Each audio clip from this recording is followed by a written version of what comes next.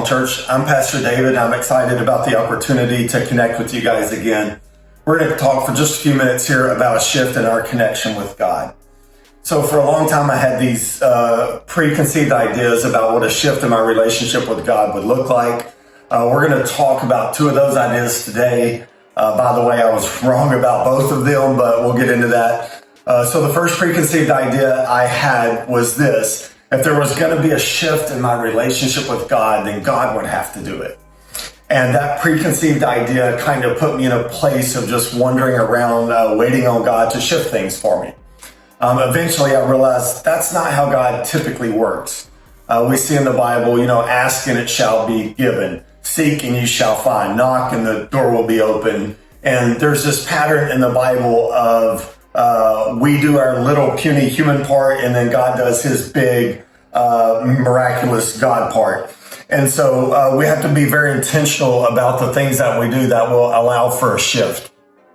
Psalms chapter 1 verse 3 says, in the English Standard Bible, it says, "He is like a tree planted by streams of water that yield fruit in its season, and its leaf does not wither.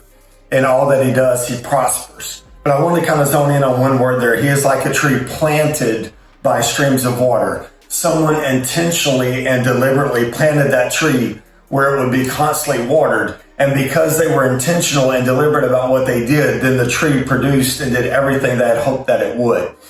We have to be intentional and deliberate about doing the things that will cause a shift in our relationship with God. The second preconceived idea I had in my mind about a shift in my relationship with God is that it would be a big shift and it would happen like all at once. There's something in human nature. We're drawn to the big moments, the game-winning buzzer beater, the Hail Mary pass at the very end of the game that wins it all. We're drawn to the excitement of those moments. And I thought if my relationship with God was going to shift, I thought that it would happen like that. The truth is my relationship with God shifts when I deliberately make small choices over a long time. In other words, when I go from not reading my Bible consistently to reading just maybe a chapter a day for a year, then I begin to hear God's voice speak to me on a regular basis. I have to consistently make small choices over a long time.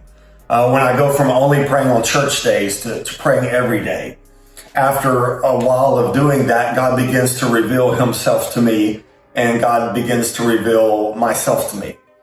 So one question I have for you is, what habit could you form or improve that would shift your relationship with God? We sometimes shy away from things because of how long they'll take. Building a healthy prayer life takes a long time. And I've learned recently that because heaven is eternal, how long it takes to do something doesn't really factor in. In other words, the question from heaven is never how long will it take? The question that heaven always asks is it worth it? And if the answer is yes, then start immediately. So I encourage you today to consistently make the right small choices over a long period of time. That will shift your relationship with God.